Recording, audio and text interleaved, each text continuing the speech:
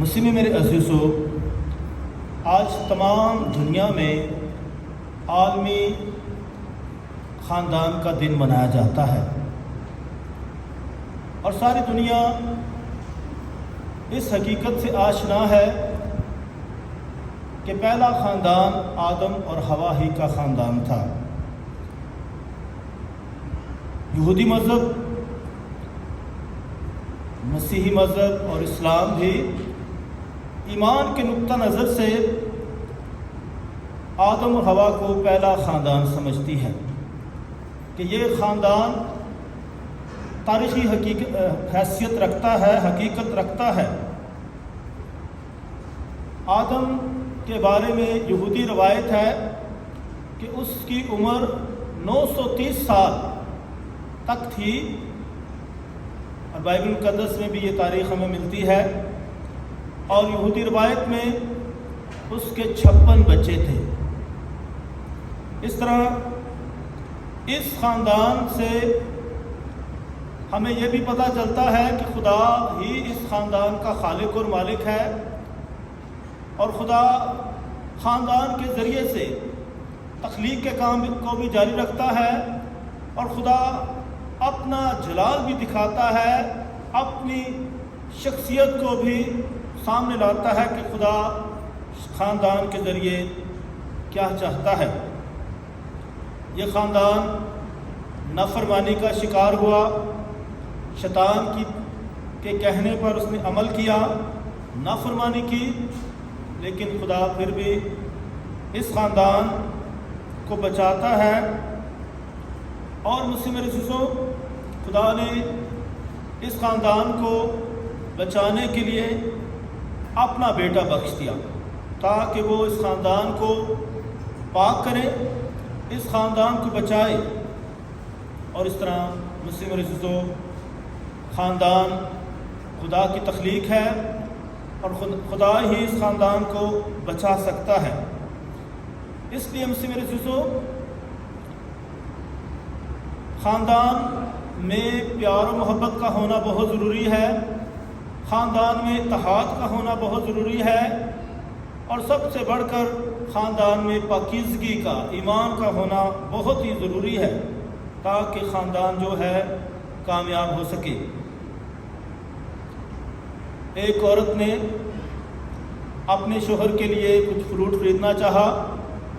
اسے پتہ تھا کہ میرے شوہر کو انگور بہت پسند ہیں۔ وہ بازار گئی اور اس کے لیے انگور خریدنے لگی۔ جب اس نے انگوروں کا ریٹ پوچھا تو بہت زیادہ تھا، 180 روپے کلو سے مل رہے تھے۔ اس نے کہا یہ تو بہت ہی زیادہ قیمت ہے۔ اس نے کہا مجھے نا یہ علیحدہ علیحدہ جو انگور ہے یہ دے دو جو گچھے میں نہیں ہیں۔ اور جب اس نے وہ دے دیے تو گھر آئی اور اپنے شوہر کو اس نے بتایا کہ میں نے وہ گچھے والے انگور نہیں خریدے کیونکہ ان کی قیمت زیادہ تھی، لیکن یہ خریدے ہیں جن کی قیمت صرف 40 روپے ہے۔ اس نے کہا اس کے لیے اس میں تو میرے لیے بہت بڑا پیغام ہے۔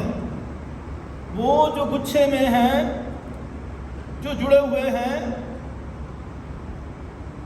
ان کی قیمت کیوں زیادہ ہے، اور جو بکھرے ہوئے ہیں ان کی قیمت کیوں کم ہے؟ ایسے ہی وہ خاندان جو آپس میں جڑے ہوئے ہیں، جن میں اتحاد ہے، جو ایک دوسرے کے ساتھ پیوست ہیں، ان کی بہت قیمت ہے۔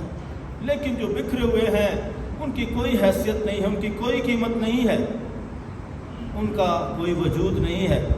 اس لیے مسلم عزیزو، خاندانوں میں اتحاد کا ہونا بہت ضروری ہے۔ خدا یسوع مسیح بھی پاک تثلیث کے خاندان سے جڑا ہوا ہے، اپنے باپ سے کبھی علیحدہ نہیں ہے۔ خدا باپ کے جلال کو ظاہر کرتا ہے، باپ اسے جلال بخشتا ہے، دونوں ایک دوسرے کو جلال دیتے ہیں۔ اور اسی طرح خدا اپنے بیٹے کے ذریعے تمام انسانیت کو جلال دیتا ہے، اور اس کا بیٹا جو ہے بھرپور طریقے سے جلال پاتا ہے۔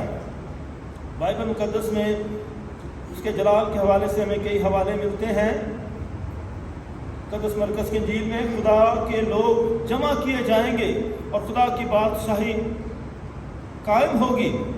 لکھا ہے اور میری باتوں سے جو شرمائے گا ابن انسان بھی جب اپنے باپ کے جلال میں پاک فرشتوں کے ساتھ آئے گا تو اس سے شرمائے گا۔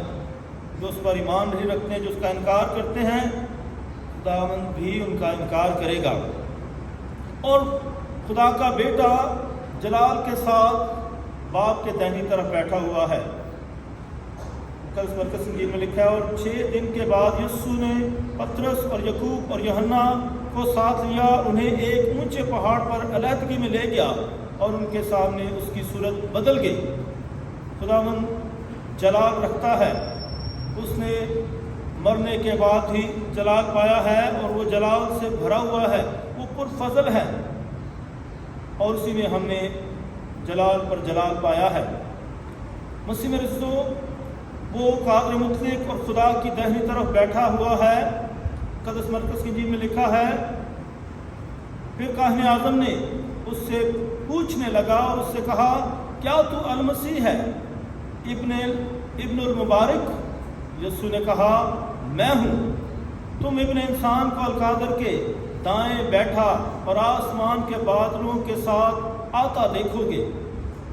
اس طرح مسیح رسول خداوند یسوع مسیح بھرپور طریقے سے خدا کی حکمت رکھتا ہے، خدا کی قوت رکھتا ہے، خدا کی طاقت رکھتا ہے اور بھرپور طریقے سے اس کا اظہار کرتا ہے جب وہ اس کی منادی کرتا ہے، جب وہ بڑے بڑے کام کرتا ہے۔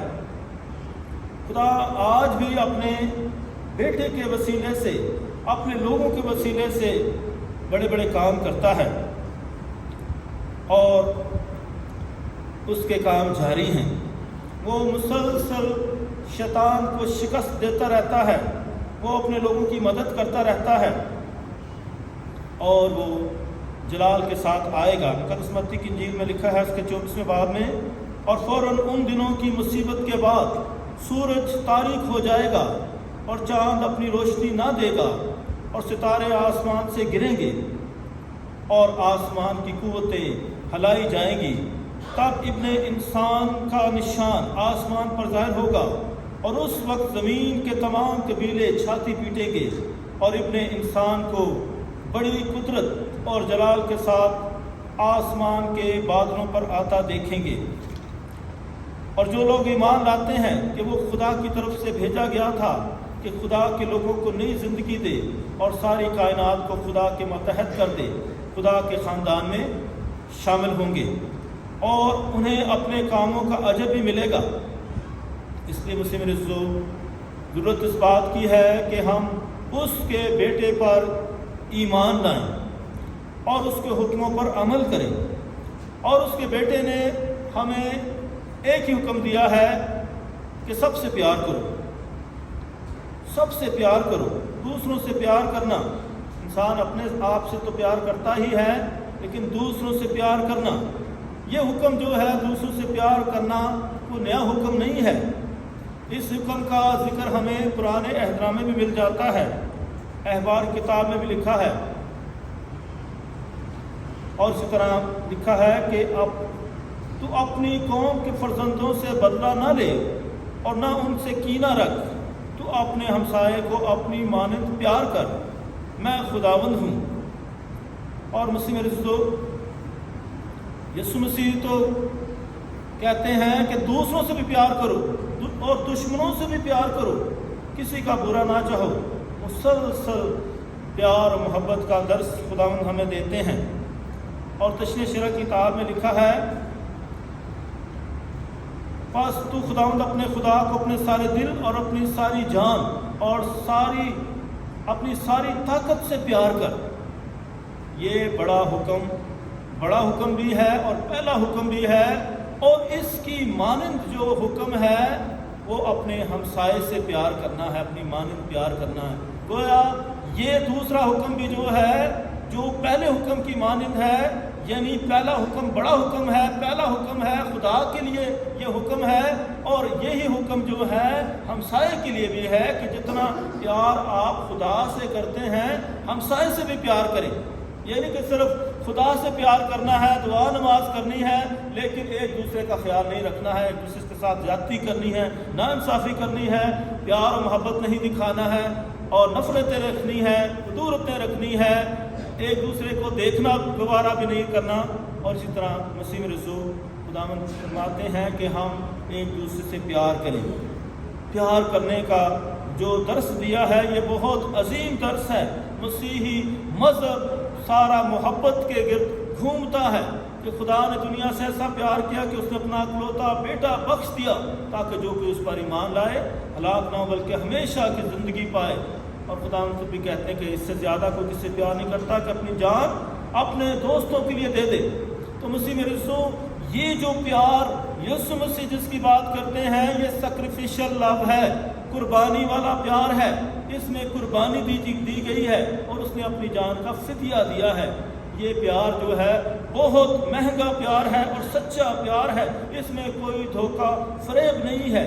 اس پیار میں رشتہ ہے، عظیم رشتہ ہے، اس پیار میں وفاداری ہے، اس پیار میں جو ہے خدا ان کی قربانی ہے، اور ایسا ہی پیار خدا ہمیں سکھاتے ہیں۔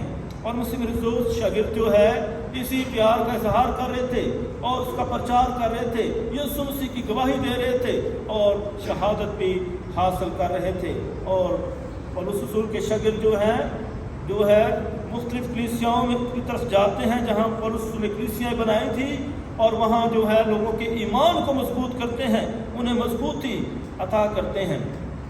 اس لیے مسیح میرے رسول یہ جو پیار ہے یہ ریولوشنری ہے، انقلابی پیار ہے، یہ سچا پیار ہے جو مسیحی مذہب ہمیں سکھاتا ہے تاکہ بھرپور طریقے سے اس پیار کو اپنی زندگیوں کا حصہ بنائیں۔ اور مسیح میں رسول یہ پیار جو ہے سب کے لیے ہے۔ یہ پیار جو ہے اسی پیار کی وجہ سے غیر قومیں جو ہیں یسوع مسیح کو جانتی ہیں اور یسوع مسیح کی طرف آتی ہیں، اسے قبول کرتی ہیں، اور جو ایماندار ہیں اسی پیار کی وجہ سے مضبوط ہوتی ہیں، متحد ہوتی ہیں، اور جو ہے ان لوگوں کی جو ہے مخالفت کرتی ہیں جو خدا کے دشمن ہیں، جو مسیحت کے دشمن ہیں، جو انسانیت کے دشمن ہیں۔ اور مسیح رسول خدا یسوع مسیح نے ایسا ہی پیار ہمیں سکھایا ہے، اور وہ چاہتے ہیں کہ ایسا ہی پیار ہم ایک دوسرے کے ساتھ کریں، ایسا ہی پیار دنیا میں بانٹتے رہیں۔ اس لیے مسیح رسول ہمیں یسوع مسیح کی مانند بننے کی ضرورت ہے۔ آج مسیح رسول سوشل میڈیا کی وجہ سے خاندان جو ہے خراب بھی ہو چکے ہیں، بکھر بھی چکے ہیں، بہت جو ہے وہ مادہ پرست بھی ہو چکے ہیں، وہ خود پرست بھی ہو چکے ہیں، جو وہ انفرادیت پسند بھی ہو چکے ہیں، جہاں جو ہے سوشل میڈیا سے جو ہے تمام دنیا گلوبل ولیج بن گئی ہے، رابطے جو ہے بحال ہو گئے ہیں، اور اس طرح فائدے بھی ہیں، لیکن سوشل میڈیا کی وجہ سے بہت رشتے جو ہیں ٹوٹ چکے ہیں، پھیکے ماند پڑ چکے ہیں۔ اس لیے مسیح رسول ہمیں ضرورت ہے کہ ہم بھرپور طریقے سے سوشل میڈیا کا صحیح استعمال کریں اور صحیح چیزیں جو ہیں دیکھیں، صحیح چیزیں سنیں، تاکہ بھرپور طریقے سے ہم جو ہیں اپنے رشتوں کو مضبوط رکھ سکیں، تاکہ بھرپور طریقے سے ہم جو ہیں اپنے رشتوں کو بحال بھی کر سکیں۔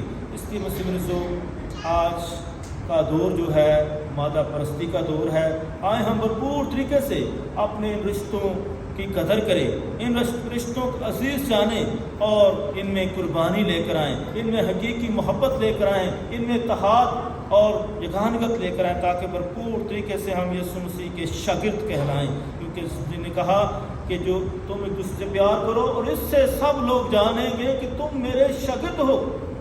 تو یسوع مسیح نے شاگردیت کا پیمانہ بھی دے دیا ہے، وہ ہے پیار، کہ ہم پیار کریں، صرف نہیں کہ علم نہیں ہے کہ صرف ہم علم حاصل کرتے رہیں، نہیں، پیار بھی دکھائیں۔ تو پیار بہت ضروری ہے، نفرتیں ختم کریں لیکن اور محبت کو، پیار کو بھرپور جگہ دیں۔ آئے ہم خدا سے دعا کریں کہ خدا ہمیں بھرپور طریقے سے ایک دوسرے کے لیے کے لیے پیار بڑھائے تاکہ ہم بھرپور طریقے سے ایک دوسرے کے ساتھ امن صلاح سلامتی کی زندگی بسر کریں اور ایک دوسرے کی خدمت کرتے رہیں. مسیح ہمارے خدا یسوع مسیح کے وسیلہ سے آمین.